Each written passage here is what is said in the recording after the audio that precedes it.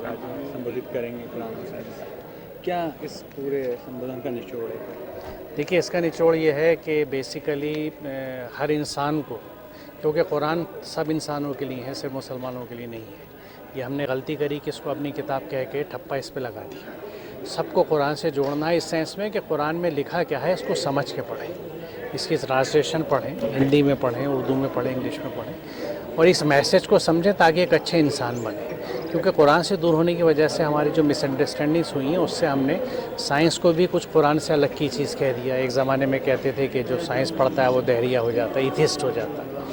तो मेरी कोशिश ये है कि लोग कुरान से जुड़ें और उसमें जो भी अल्लाह के अहकामात है उस पर अमल करें और उसमें इल्म हासिल करने के ऊपर भी है और उस इल्म की मदद से इंसानियत की खिदमत करना है। जंग जिहाद और वतन परस्ती को लेकर यहीं से ले लेते हैं, यहीं से ले देखिए, लेते हैं। कुरान तो तमाम इंसानियत की बात करता है, अमन की बात करता है, हमें एतदाल और अदल का हुक्म देता है।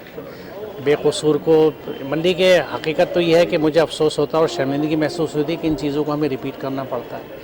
क्यों रिपीट करना पड़ता है? कि चूँकि हम कुरान से दूर हैं और इन चीज़ों पर अमल नहीं करते तो अब ऐसा लगता है कि शायद इस्लाम कुछ इससे हट के कहता है। इस्लाम तो अमन का मज़हब है, अमन की तालीम देता है, बर्दाश्त की तालीम देता है, बुराई के जवाब बेहतरीन भलाई से देने की बात करता है और वतन की अपनी हैसियत, इसमें क्या शक है, क्योंकि जहाँ पैदा हुए हैं वहाँ की मिट्टी का हक़ है आपके ऊपर और फिर आप सबकी खिदमत के लिए आए हैं तो जिन लोगों के साथ रहते हैं उनकी खिदमत क्यों नहीं करेंगे।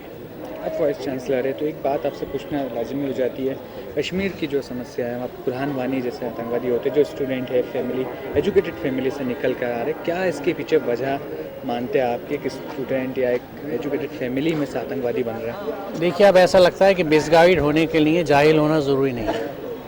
कोई भी आदमी किसी भी एक आइडियोलॉजी को पिक कर सकता है। अनफॉर्चुनेट ये सिचुएशन होती है कि जब इस तरह के माहौल पनपते हैं, यानी माहौल बहुत इंपॉर्टेंट है कि हम इस तरह का एनवायरनमेंट क्रिएट ना होने दें और उसके लिए उन लोगों को आना पड़ेगा आगे कि जो सही मानों में इंसानियत को समझते हैं, कुरान को समझते हैं और वो आपस में मोहब्बत से रहना, एक दूसरे का दुख दर्द बांटना, इसको सीखें और सिखाएं। क्या समस्या का हल हो सकता है युवाओं के बीच में कश्मीर में जो?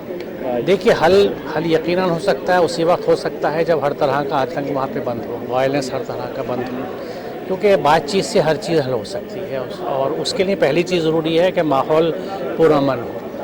पुरअमन माहौल में हर चीज़ पैदा होती है। डेवलपमेंट के लिए भी पुरअमन माहौल ज़रूरी है, मुल्क के डेवलपमेंट के लिए भी पीस बहुत ज़रूरी है कि हर जगह हर स्टेट में पीस रहे। वहाँ डेवलपमेंट का मसला है, लेकिन अगर पीस नहीं होगा तो डेवलपमेंट थोड़ी हो सकती है। अभी शिक्षाविद होने के नाते आपसे ये जानना चाहेंगे लोगों के लिए मैसेज की, जो युवा भटकते हैं आतंक की तरफ जाते हैं तो इन्हें कैसे संभाला जा सकता है या यूथ को क्या करना चाहिए? देखिए, उसकी जिम्मेदारी यूथ से पहले बड़ों की है, क्योंकि वो यूथ किसी घर से आ रहा है, उस घर में उसे क्या तरबियत दी गई है, क्योंकि बात सिर्फ तालीम की नहीं है, तरबियत की है। बच्चों को घर में तरबियत उस तरह की दी जाए, स्कूलों में दी जाए, मदरसों में दी जाए, टीचर्स दें।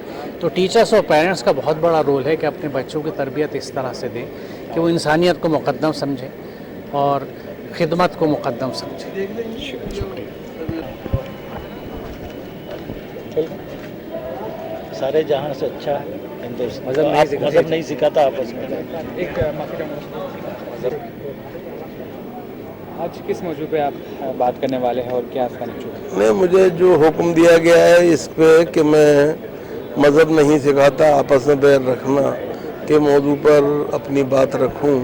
मैं समझता हूं कि एक ऐसे वक्त में जबकि दुनिया में आतंक जो है उसको धर्म से जोड़ा जा रहा है और धर्म की घेराबंदी हो रही है, ये जो शीर्षक है बहुत अहम है और इसीलिए हमें ये समझना चाहिए कि रीजन और रिलीजन दो अलग अलग चीज़ें हैं। और अगर आप देखें तो रीजन जो है ज्योग्राफी है और रिलीजन जो आइडियोलॉजी है, तो दोनों के टकराव का कोई वो नहीं है और दोनों एक दूसरे को कॉम्प्लीमेंट तो कर सकते हैं, सप्लीमेंट तो कर सकते हैं, वो बिला वजह एक दूसरे के लिए दुश्मन नहीं हो सकते। हम जिस मुल्क